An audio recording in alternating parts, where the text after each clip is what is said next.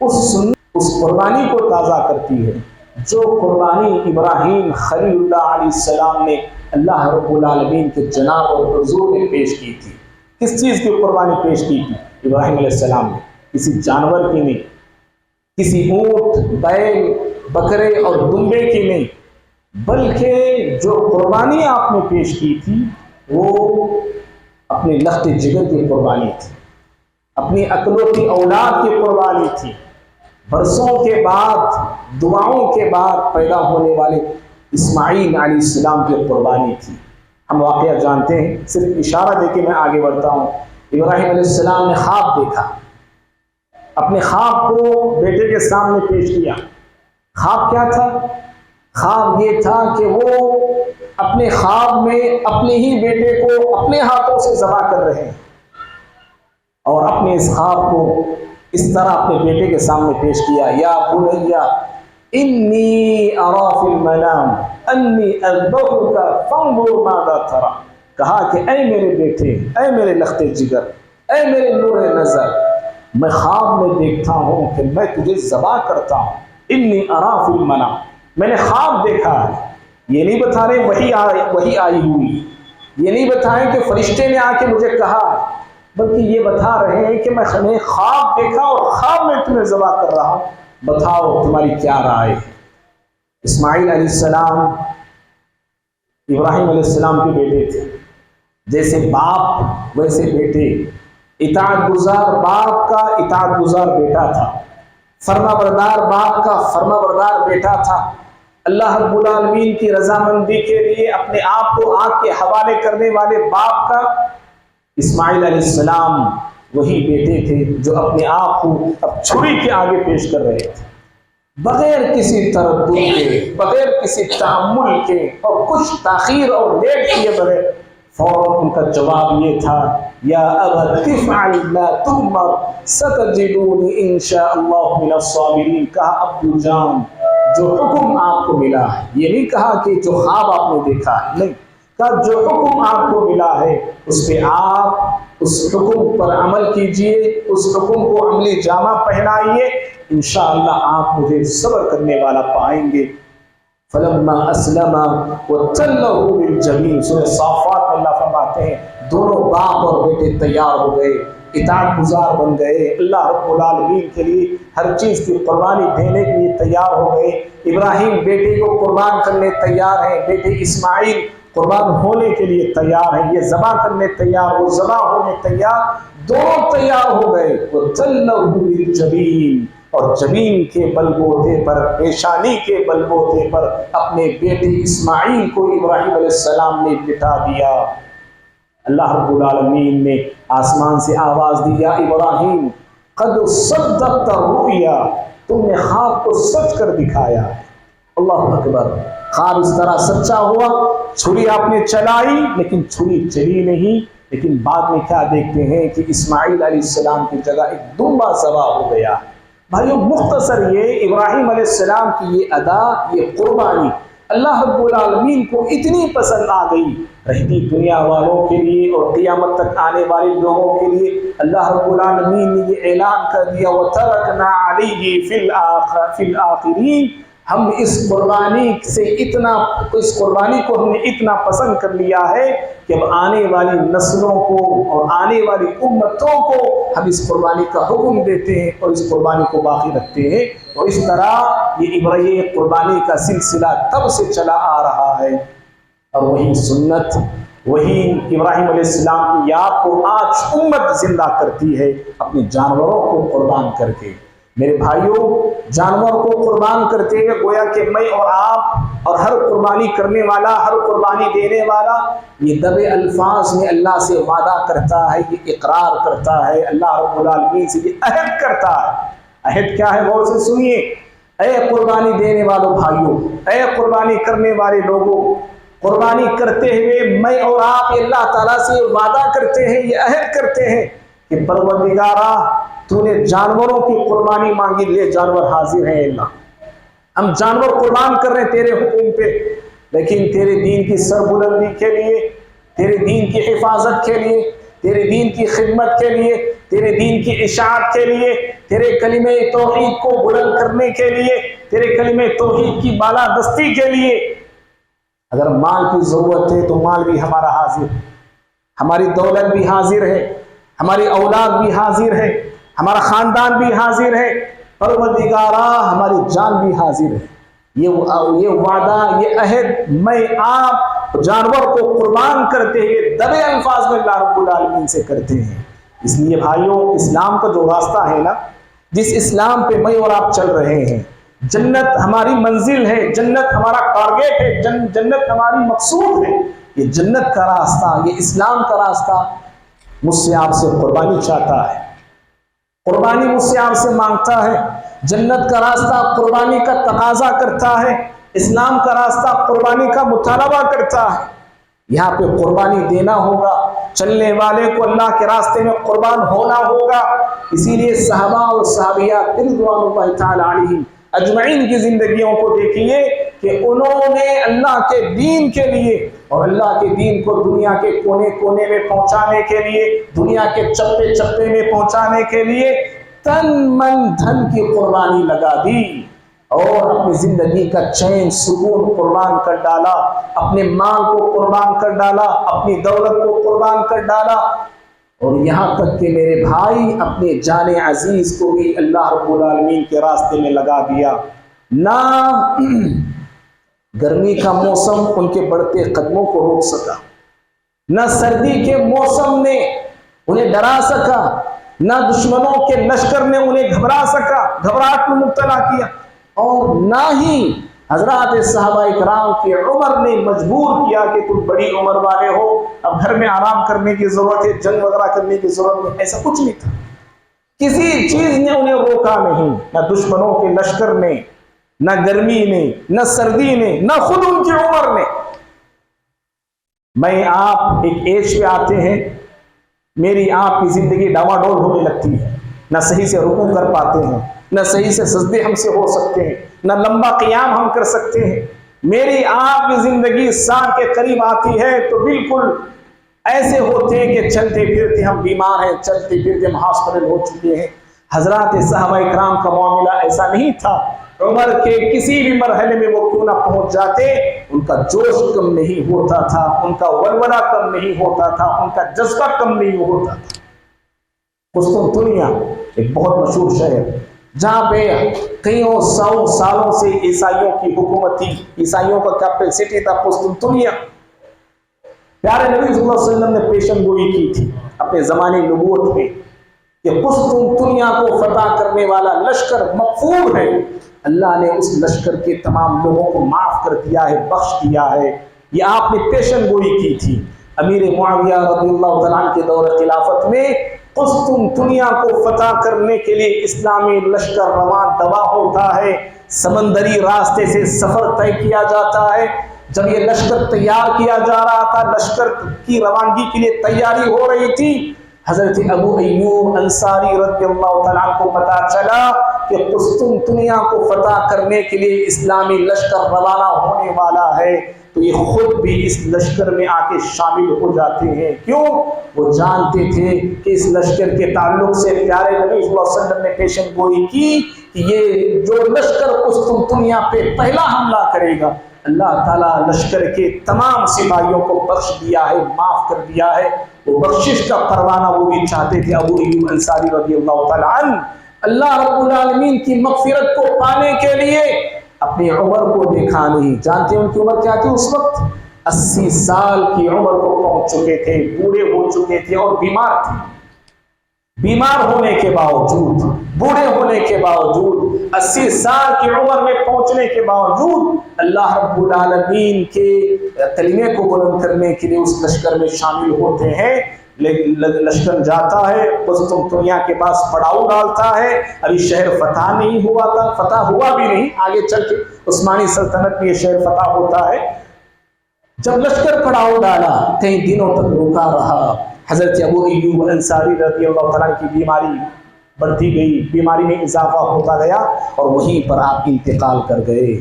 انتقال سے پہلے آپ نے وصیت کی اسلامی لشکر سے، کہا کہ جب میں انتقال کر جاؤں جہاں تک ہو سکے میری میت کو، میری لاش کو قسطم دنیا کے قریب لے کے جانا، قریب لے کے جانا اور مجھے اسی زمین میں دفن کرنا۔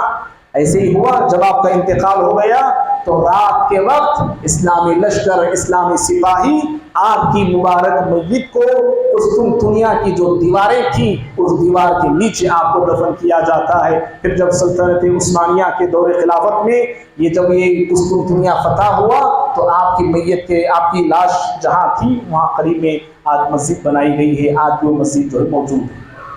حضرات کہنا یہ ہے، اس طرح عمر کے ایک بڑے مرحلے پہ پہنچنے کے باوجود اللہ رب العالمین کی دین کی خدمت اور اللہ رب العالمین کی دین کی حفاظت کے لیے جو سرگرمیاں، جو جوش صحابہ میں ہوتا تھا، وہی جوش کا ایک ادنا سا حصہ میری آپ کی زندگی میں آج ضرورت ہے، یاد رکھیں۔ حضرات صحابہ کا معاملہ، اللہ اکبر، نہ انہوں نے بڑے بڑے لشکروں کو دیکھا بھائی، اپنے سے دگنا تگنا لشکروں سے مقابلہ کرنے کے لیے تیار ہو گئے، اپنی سی بڑی بڑی فوج سے مقابلہ کرنے کے لیے تیار ہو گئے، بڑے سے بڑے ملکوں سے ٹکرا گئے حضرات صحابہ اکرام۔ جنگ موتا کو کون نہیں جانتا ہے ہم میں سے؟ جنگ موتا جو پیارے نبی صلی اللہ علیہ وسلم کے زمانے میں جنگ ہوئی ہے، اور ادھر جو لشکر تھا عیسائیوں کا 2 لاکھ پہ مشتمل ہے، 2 لاکھ کا لشکر، اور مسلمان کتنے تھے جانتے ہیں؟ 3000 مسلمان، 3000 مسلمان 2 لاکھ کے لشکر سے مقابلہ کرتے ہیں۔ سوچئے کیا وہ ایمانی حرارت تھی، کیا وہ ایمانی قوت تھی، کیسا جگر تھا ان کا، اور کیسی ہمت تھی ان کے اندر، 2 لاکھ۔ اور یہی وہ جنگ ہے، اس جنگ میں حضرت خالد بن ولید رضی اللہ تعالیٰ عنہ اپنی تلوار کے ایسے جوہر دکھاتے ہیں کہ آپ کے ہاتھوں سے 8 تلواریں کسی جنگ میں ٹوٹتی ہیں، اور اسی وقت پیارے نبی صلی اللہ علیہ وسلم نے آپ کو سیف اللہ کا ٹائٹل عطا فرمایا تھا۔ حضرات عمر فاروق رضی اللہ تعالیٰ عنہ کے دور خلافت میں مسلمان بہت دور تک پہنچ چکے تھے، کئی بستیوں کو فتح کر چکے تھے، کئی شہروں کو فتح کر چکے تھے، روم کو فتح کر چکے تھے۔ اب ایران کی باری تھی، سپر پاور اس زمانے کا ایک ملک تھا، ایران کی باری تھی، اور ایران کے کئی شہر بھی فتح ہو چکے تھے۔ دارالخلافہ جسے کہتے ہیں، کیپٹل سٹی ایران کی مدائن تھی، مدائن کو فتح کرنے کا ٹارگٹ مسلمانوں نے بنایا، اور اسلامی لشکر جب روانہ ہوا، سعد بن ابی وقاص رضی اللہ تعالیٰ عنہ کے زیر قیادت میں، ان کی کمانڈنگ میں اسلامی لشکر جب روانہ ہوا تو مدائن میں جو ایرانی لشکر تھا اسے پتا چلا کہ مسلمان مدائن کی طرف بڑھ رہے ہیں، ہمارے کیپٹل سٹی کو فتح کرنے کے لیے آ رہے ہیں۔ تو مدائن کو آنے کا ایک ہی راستہ تھا، دجلہ جو دریا ہے، دجلہ دریا کے اوپر ایک پل بنا کے رکھے تھے، اسی پل کے اوپر سے مدائن کے راستے میں مدائن کے شہر میں داخل ہو سکتے تھے۔ ایرانی لشکر کو پتا چلا کہ مسلمان آ رہے ہیں، اسلامی لشکر آ رہا ہے، تو انہوں نے اس پل کو توڑ دیا، اس پل کو کاٹ دیا۔ جب اسلامی لشکر آیا تو کیا دیکھتے ہیں کہ کہیں بھی مدائن کی طرف جانے کے لیے راستہ نہیں، جہاں بھی دیکھتے ہیں تو صرف پانی ہی پانی ہے۔ اللہ اکبر!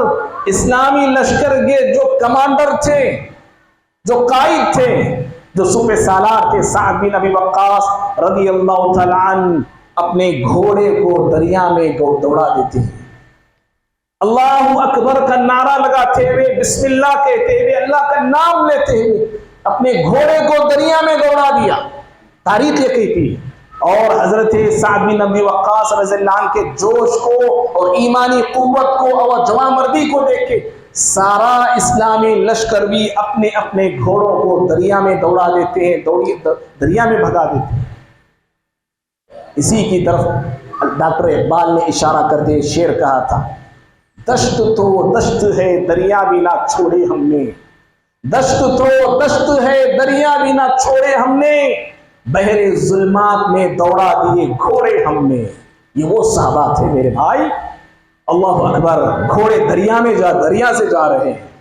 ایرانی لشکر مسلمانوں کو دیکھا کہ یہ دریا کے سینے کو چیرتے ہوئے آ رہے ہیں، سارے کے ساروں پر ہیبت طاری ہو گئی، ڈر پیدا ہو گیا، اور سارے کے ساری تاریخ کہتی ہے کہ وہاں سے بھاگ گئے، اور ایران کا جو بادشاہ تھا، جو کیپٹل سٹی میں رہتا تھا، اسے پتا چلا کہ مسلمان ہمارے مدائن میں داخل ہو رہے ہیں تو وہ یزدگرد وہاں سے بھاگ جاتا ہے.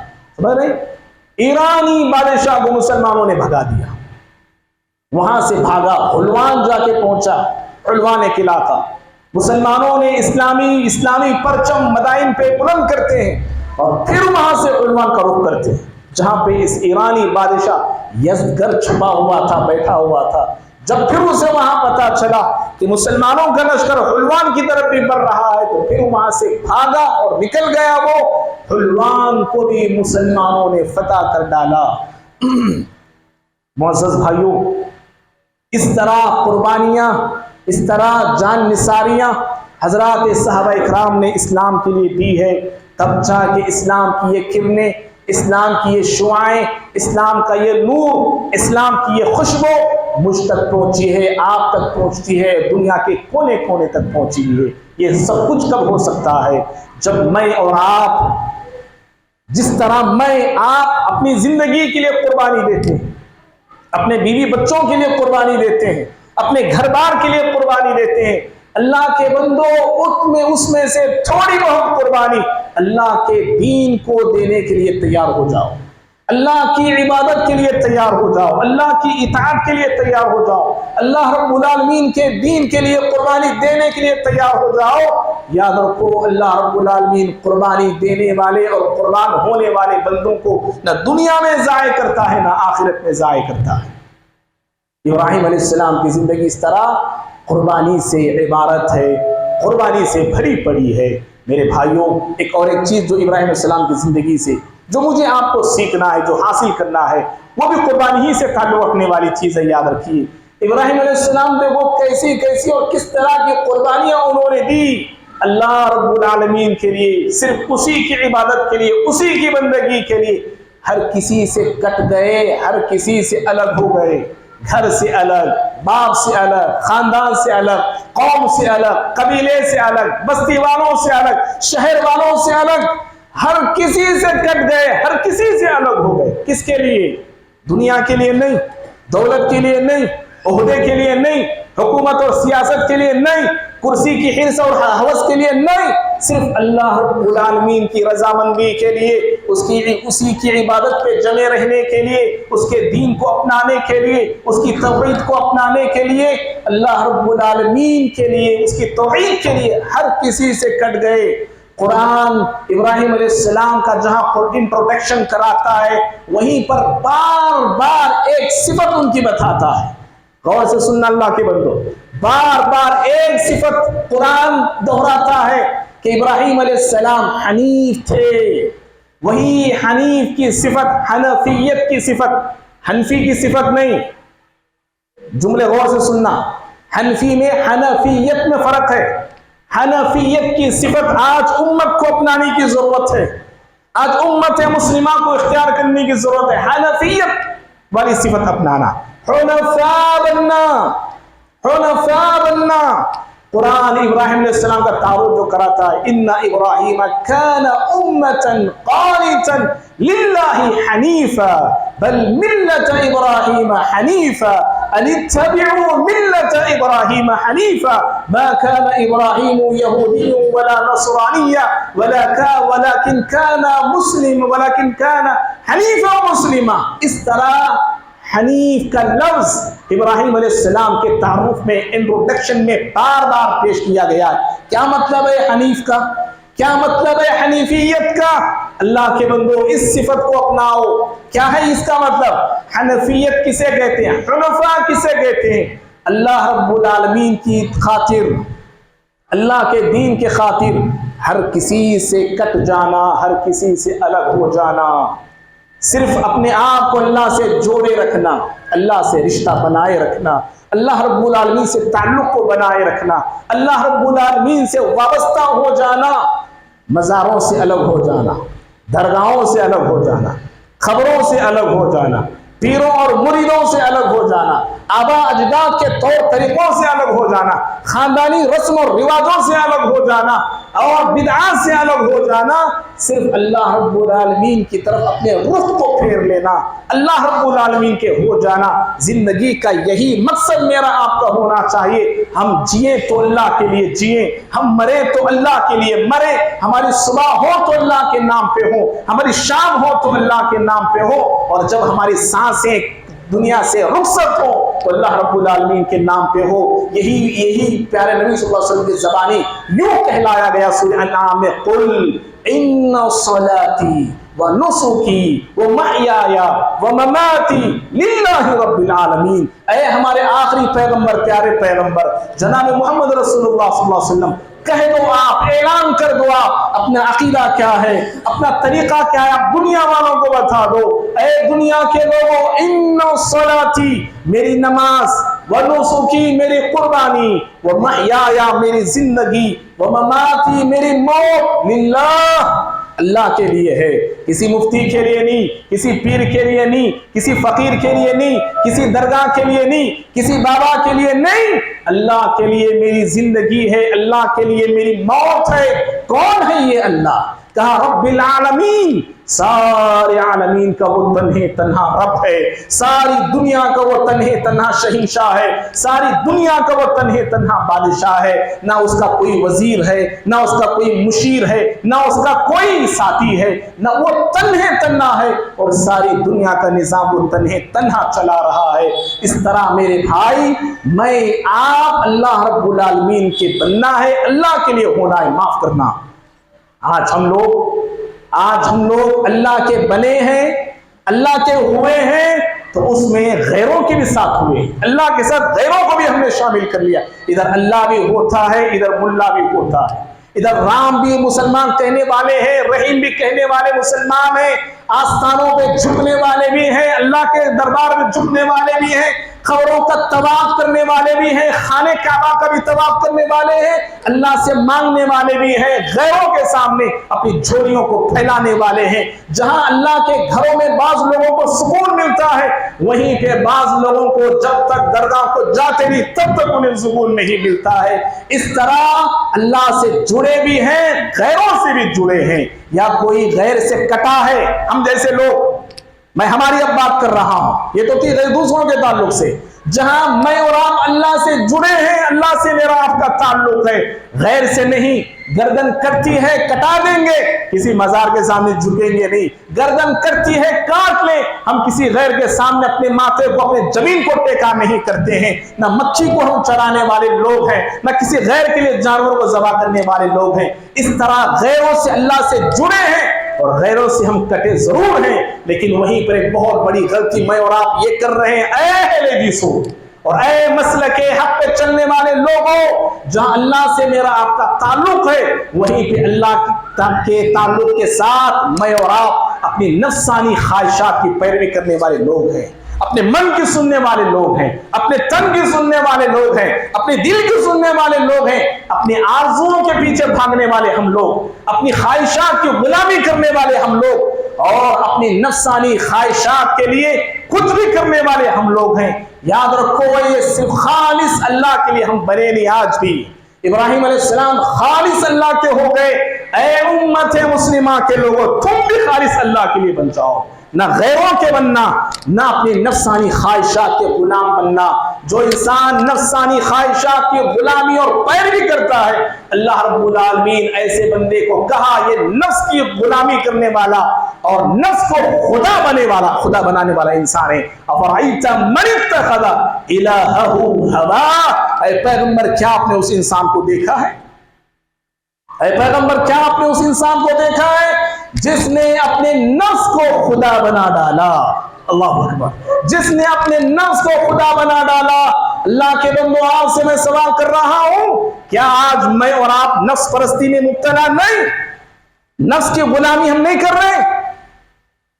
ہم سب نفس پرستی میں مبتلا ہیں۔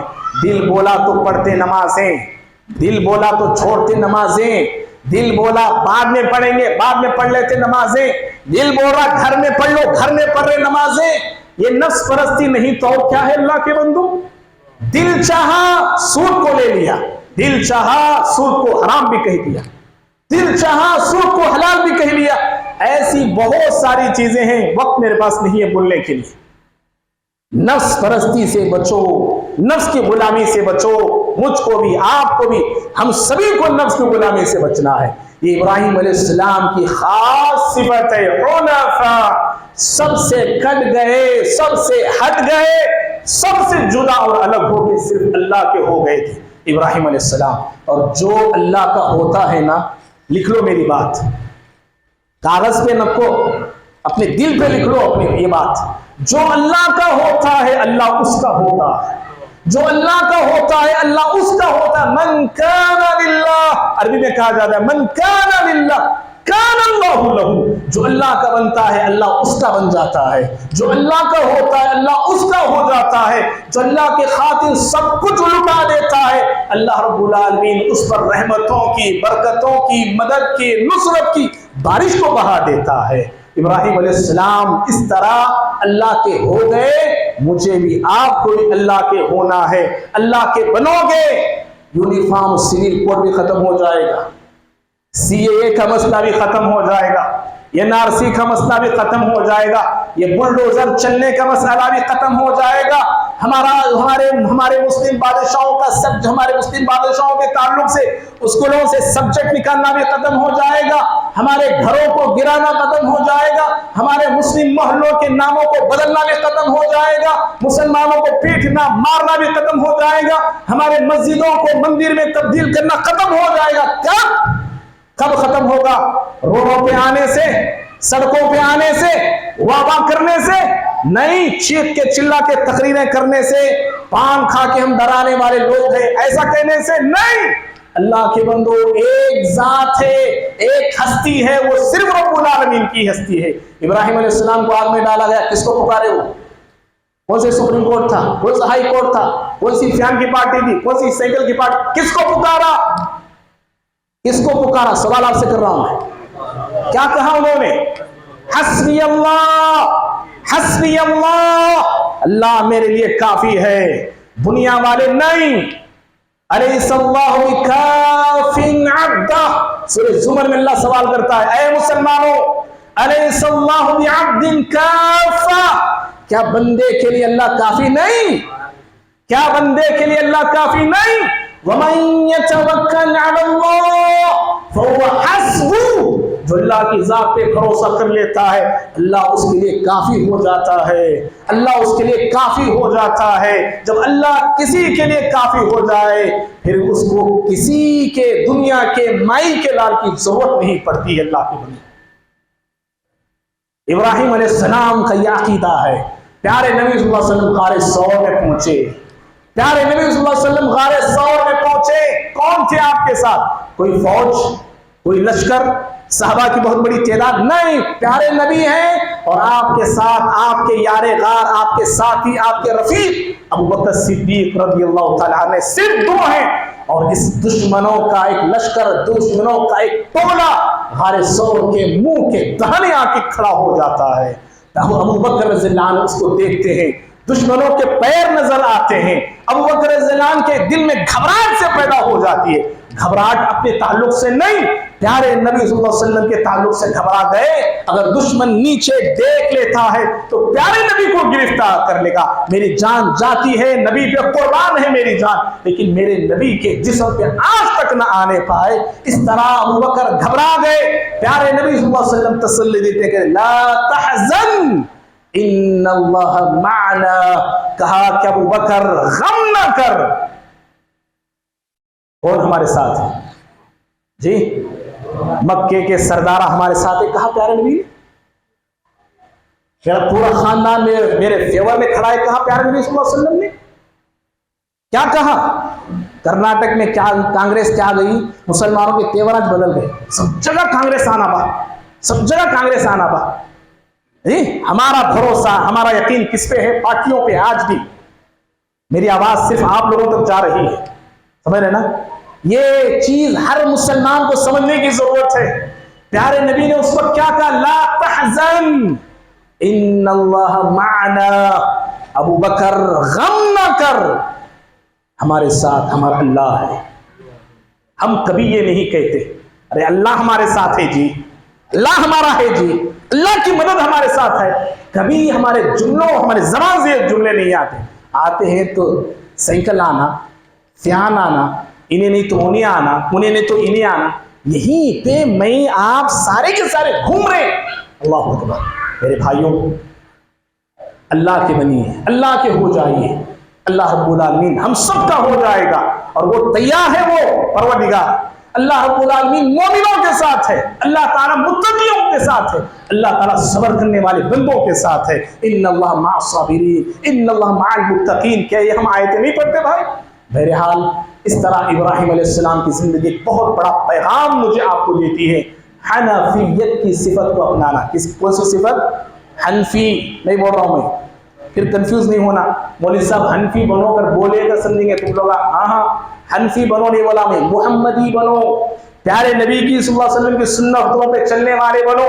پیارے نبی حنفی بنو، شافعی بنو، مالکی بنو، حنبلی بنو، رضوی بنو، قادری بنو، چشتی بنو، سہروردی بنو، نوری بنو.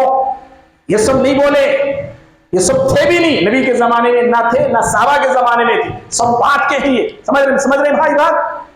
سمجھ رہے؟ مسلمان بنیے اور پیارے نبی صلی اللہ علیہ وسلم کی سنتوں میں چلنے والے بنیے. میں بول رہا ہوں حنفیت. حنفیت کا کیا مطلب ہے جی؟ ہاں، اللہ کے ہو جانا. کس کے ہونا؟ اللہ کے ہو جانا. بیوی کے ہونا نہیں، ماں باپ کے بھی ہونا نہیں. بیوی بولی تو کر تو مولوی صاحب. قربانی دے رہے کیا بھائی؟ بول بیوی کو پوچھ لے کہا تو مولوی صاحب، اماں کو پوچھ لے کہا تو جی جہیز کٹنم لینا نہیں. اماں سن رہے نہیں بھائی، بابا سن رہے نہیں بھائی. ظلم ہم کر رہے ہیں اور نام ماں باپ کا ڈال رہے ہیں. ماں باپ کے نام کے بہانے، بیوی کے نام کے بہانے ہر ناجائز کام کو ہم نے جائز بنا ڈالا ہے. اللہ کے بندو، تو آخری پیغام ہے، بڑی امپورٹنٹ، بڑی اہمیت کیا ہے. ابراہیم علیہ السلام اتنے کامیاب ہو گئے نا، قرآن خود کہہ رہا فَأَتَمَّهُنَّ. ہر امتحان میں کامیاب ہو گئے ابراہیم علیہ السلام. ہر امتحان میں اللہ کٹھن سے کٹھن امتحان لیا، ہر امتحان میں کامیاب ہو گئے. کیسے کامیاب ہو گئے؟ کیا چیز تھی؟ ابراہیم علیہ السلام، ہر انسان کے پیچھے کچھ نہ کچھ ہوتا ہے نا. نبیوں کے پیچھے بھی تھا. پیارے نبی صلی اللہ علیہ وسلم غار حرا سے آئے، ڈرے ہوئے تھے. آپ کو ہمت دینے والی، حوصلہ دینے والی، آپ کو خوش کرنے والی کون تھی نا؟ ایسے خدیجہ رضی اللہ عنہا تھی، ہمت دیتی ہیں. اپنے بھائی ورقہ بن نوفل کے پاس لے کے جاتے ہیں آپ کو تسلی دینے کے لیے. اس طرح ہر انسان کے پیچھے کوئی نہ کوئی ہوتا. ابراہیم علیہ السلام بھی ایسے سکسیسفل انسان بن گئے، اللہ دنیا کا امام بنا دیا. انی جاعلک للناس اماما کا ٹیٹل اللہ نے دیا. اللہ نے کہا کہ ابراہیم تم میرے خلیل ہو. خلیل اللہ بنا لیا، دوست بنا لیا. کیوں کر ہو سکتا ہے؟ کیا ہوا یہ؟ کیسے ہوا یہ؟ دو باتیں. ایک، ابراہیم علیہ السلام کا جو گھرانہ تھا نا، وہ گھرانہ پورا کا پورا ابراہیم کا بن گیا تھا، ابراہیمی بن گیا تھا. آزری نہیں بنا، فرعونی نہیں بنا. باپ ایک راستے پہ ہوتا ہے، بیٹا دوسرے راستے پہ ہوتا ہے. باپ ایک مسجد کا، بیٹا دوسری مسجد کا. سمجھ رہے؟ باپ سنت پہ چلنے والا، بیٹا بدعات پہ چلنے والا. باپ بڑی داڑھی ماشاءاللہ، اللہ کے ولی دکھ رہے نا بھائی کر لوگا بولنا. بیٹا ایک دم سنت کو، کاٹ کو، حجام کو دیکھو آنے والا. ابراہیم علیہ السلام کا گھر ایسا نہیں تھا. سمجھ رہے نہیں؟ ابراہیم علیہ السلام کا پورا گھر، پوری فیملی، پورے ممبرز ابراہیم علیہ السلام کے سپورٹ میں تھے. کون سپورٹ میں تھے؟ صرف دو اشارے کر رہا ہوں میں، بڑی اہمیت کی حامل ہے یہ بات. ایک، آپ کا بیٹا، آپ کی اولاد. اولاد کا بڑا ہاتھ ہوتا ہے باپ کو آگے بڑھانے میں. یاد رکھیں، ابراہیم علیہ السلام خواب لے کے آئے، پیش کیے بیٹے کے سامنے. بیٹا کیا بولا؟ گویا کہ بیٹے کا بھی ہاتھ ہے نا اس میں، ہے نہیں؟ بیٹے کا ہاتھ بھی ہے، بیٹے کا ساتھ بھی ہے. کہا تیار ہو گیا، وہ قربان ہونے کے لیے تیار ہو گیا. قربان ہونے کے لیے تیار ہو گیا بیٹا. یہ نہیں بولا کہ کیا جی دورے کیا تو پڑھ رہے کیا، ایسا نہیں بولی اسماعیل علیہ السلام. اللہ، تیار ہو گئے. تو یاد رکھو یہ تیاری کب ہوتی ہے؟ ایسے بچے ہمارے تیار کب ہوتے ہیں؟ جب ہم انہیں تیار کرتے ہیں، جب ہم انہیں ٹریننگ دیتے ہیں، ہم انہیں تربیت کرتے ہیں. بھائی یاد رکھنا، بچوں کو پالنا بڑا کام نہیں. جانور بھی پال لیتے ہیں جی، جانور بھی پال لیتے ہیں. کتے کے بچے کے سامنے جا کے دیکھو، مرغی کے بچے کے سامنے جا کے دیکھو، آپ مرغی چیل بن جاتی، اٹیک کرتی ہے آپ کے اوپر.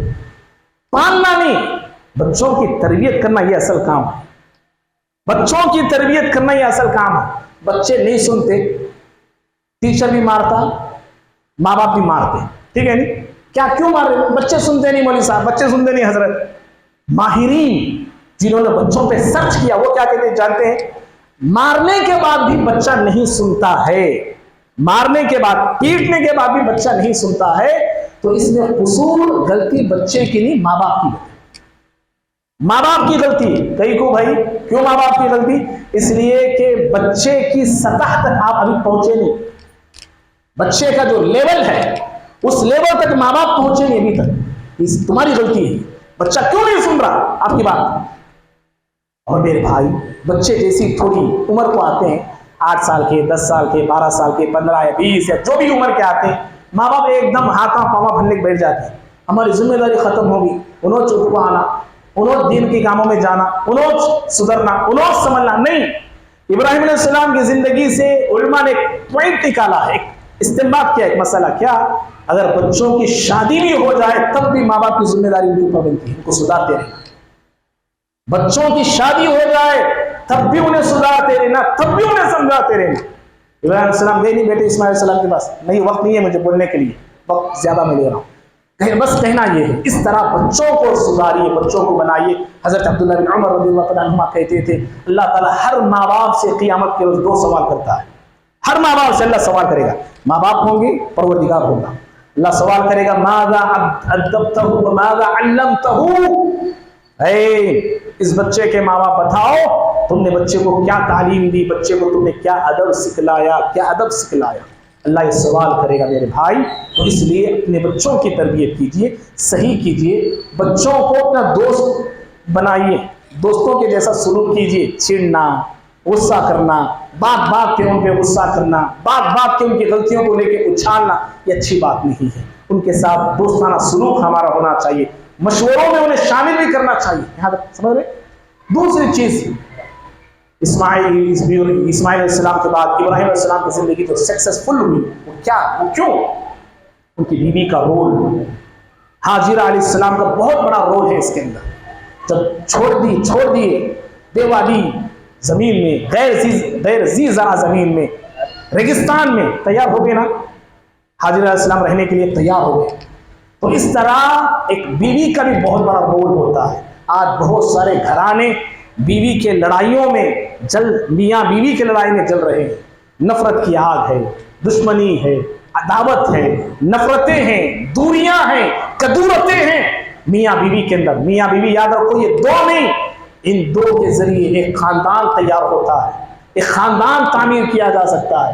آپ دونوں ماں باپ، دونوں میاں بیوی آپس میں لڑ پڑے، جھگڑ پڑے، آپس میں ایک دوسرے سے ترک تعلق قائم کر لیں، آپس میں ایک دوسرے کو دیکھنا گوارا نہ کرے، ایک دوسرے کو سلام کرنا گوارا نہ کرے، ایک دوسرے سے مل بیٹھنا گوارا نہ کرے۔ اللہ کے بندو ایسی دشمنی پیارے نبی صلی اللہ علیہ وسلم دشمنوں کے ساتھ بھی نہیں کیے، میں اور آپ کر رہے ہیں اپنی بیوی کے ساتھ۔ پیارے نبی صلی اللہ علیہ وسلم کے پاس ایک صحابی آئے، کہا اللہ کا نبی میرا غلام ہے، بڑی شرارت کرتا ہے، بار بار میری نافرمانی کرتا ہے، مارتا ہوں، میں تب بھی وہ سدھرتا نہیں، کب تک اسے میں معاف کروں، کتنی مرتبے میں اسے معاف کروں؟ کیا کہا پیارے نبی نے؟ دن میں 70 مرتبے اسے معاف کر۔ کیا کہا آپ نے؟ دن میں 70 مرتبے اسے معاف کر۔ میں اور آپ بیوی کو 10 مرتبے معاف کرنے کے لیے تیار، دن میں معاف کرو اللہ کی بندو، اللہ آپ کو معاف کرے گا۔ اے عورتوں، اے خواتین اسلام، میں تم سے بھی گزارش کرتا ہوں اچھی بیوی بن کر رہو، فرما بردار بیوی بن کر رہو، نیک بیوی بن کر رہو، اچھی خاتون بن کر رہو۔ تمہارے گود میں جو بچے پل رہے ہیں یہ تمہارے بچے نہیں، یہ امت کے بچے ہیں۔ یہاں سے خالد بن ولید جیسا بچہ ہو سکتا ہے، عقبہ بن نافع جیسا پیدا ہو سکتا ہے، محمد بن قاسم جیسا پیدا ہو سکتا ہے، داؤد غزنوی جیسا پیدا ہو سکتا ہے۔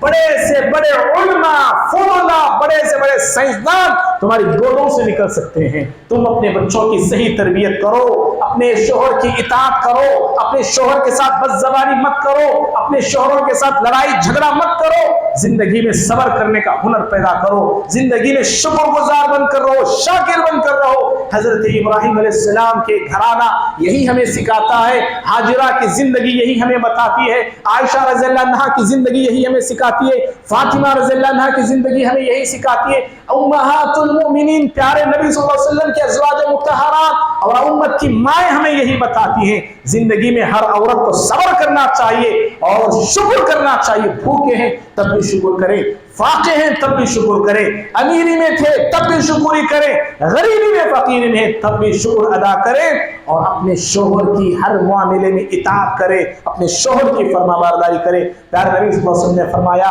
خیر النساء، طبرانی کی روایت ہے، اچھی عورت کون، بیوٹیفل عورت کون، بن صبر کے آنے والی، سجدت کے آنے والی نہیں، آپ نے کہا اچھی عورت وہ عورت ہے جو جب شوہر اسے دیکھتا ہے تو خوش ہو جاتا ہے، شوہر اس کی طرف دیکھے تو شوہر کو خوش کر دے، شوہر حکم دے تو حکم کی تعمیل کرتی ہے، اور جب شوہر نہیں ہوتا ہے تو اپنے شوہر کے مال کی اور اپنی عزت کی حفاظت کرتی ہے۔ اور آئے مردوں، آپ سے گزارش کرتا ہوں، اچھا شوہر کون؟ جی دولت والا نہیں، روز 1 لاکھ روپے کمانے والا نہیں، بینک بیلنس زمین جائیداد بنانے والے اچھا شوہر نہیں۔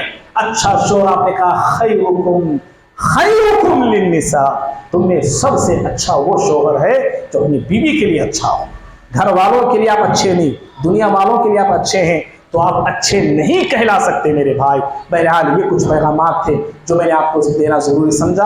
قربانی کا موقع ہے، جو بھی آپ قربانی دینے والے ہیں، جانور بکرے کی ہو، بکرے کا قربانی کر رہے ہوں یا گور حصہ ملے ہوئے ہوں، سبھی سے گزارش کی جاتی ہے کہ خود بھی کھائیں، اپنے غریبوں کو بھی دیں، اپنے دوستوں کو بھی دیں، اپنے رشتہ داروں کو دیں، اپنے جماعت کے ساتھیوں کو دیں، پڑوس میں لوگوں کا خیال رکھیں، غریبوں کا خیال کرتے ہوئے خود بھی کھائیں، دوسروں کو بھی کھلانے کی کوشش کریں۔ اللہ رب العالمین سے دعا ہے اللہ تعالیٰ مجھے، آپ کو، ہم سبھی کو کہیں بھی سنی باتوں پر عمل